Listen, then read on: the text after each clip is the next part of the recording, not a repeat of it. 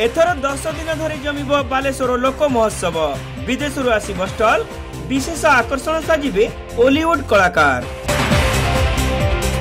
बालेश्वर लोक महोत्सव कमिटी पक्षरु स्थानीय स्टेशन क्लब रे एक सांबादिक सम्मेलन आयोजन करा जायछि। चलित वर्ष नवेम्बर मास 19 तारिख रु 28 तारिख पर्यंत 10 दिन व्यापी सहर रे थिबा आईटीआई पड़िया रे बालेश्वर लोक महोत्सव अनुष्ठित हेबो बोली कमिटीर अध्यक्ष विश्वजित परमाणिक सूचना दैछन्ति।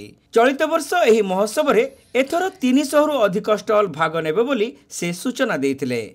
बालेश्वर लोक महोत्सव 2025 एडा नवेम्बर 19 रु नवेम्बर 28 जाए आमर प्रोग्राम चालू रहिबो।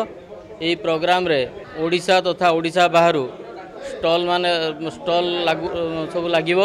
एहा सहित मालेशिया, दुबई एवं अफगानिस्तान रु स्टल आसी एही महोत्सव रे भाग नेबार सूचना मिलिछि। अन्यपटे समस्त स्टल बुकिंग शेष हो जाइछि बोली कमिटी पक्षरु मध्ये सूचना मिलिछि। एथर महोत्सव मंच रे दर्शक माने बहु नामी दामी कलाकार मानकु देखिबाकु पाइबे बोली कमिटी पक्षरु सूचना दिया जाइछि। हॉलीवुड जगतर सुनामधन्य प्रच्छदपट गायिका असीमा पंडा, गायक विष्णुमोहन कवि, शक्ति मिश्र, शशांक शेखर एवं देवेश पतिंक भली तारकांकर मंच परिवेषण एही कार्यक्रम रे विशेष आकर्षण साजिबो बोली कमिटीर सभापति असित कुमार दास प्रकाश करिसंती। गत वर्ष परि ए वर्ष मध्ये आमे नवेम्बर 19 रु 28 दीर्घ 10 दिन धरी बालेश्वर लोक महोत्सव करिया जाउछु। एहा गत वर्ष 8 दिन होइतिवा स्थले एथर आमे ताकु परिवर्तित करी 10 दिन को उन्नीत करिछु।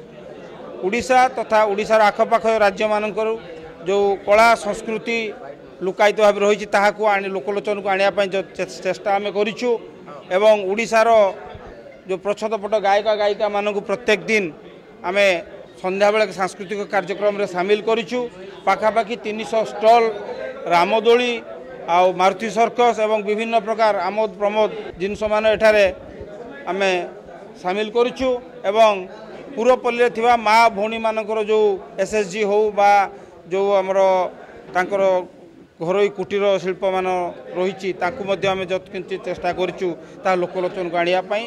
सर्वोपरि यह एक सोशियो इकोनॉमिक कल्चरल प्रोग्राम कहले अत्युक्ति हेब ना। विशेष आकर्षण जमी गत वर्ष परि एथर मध्य रामदोली, मारुति सर्कस रही एवं उड़िया चलचित्रर जो प्रच्छदपट गायक गायिका माने 10 दिन जाक आम प्रोग्राम रे सामिल होउछंती एवं बालेश्वर एवं आखपाख अंचल रे थिबा जो लोक मानकर देश सेवा बा राज्य सेवा बा समाजपति सेवा रे सेमान नियोजित करछन सेमानक मध्ये हम संबर्धित करिवु एवं बालेश्वर रो जिला बा मयूरभंज, भद्रक, केउंझर जो पाखपाख अंचल रो जो माँ मौसी माने माँ भौणी माने जो कुटीर शिल्प मान करुछंती ताहा मध्ये लोकलोचन को आनिया पई आमे चेष्टा करूँ। एही सांबादिक सम्मेलन रे कमिटीर समस्त सदस्य उपस्थित थिले।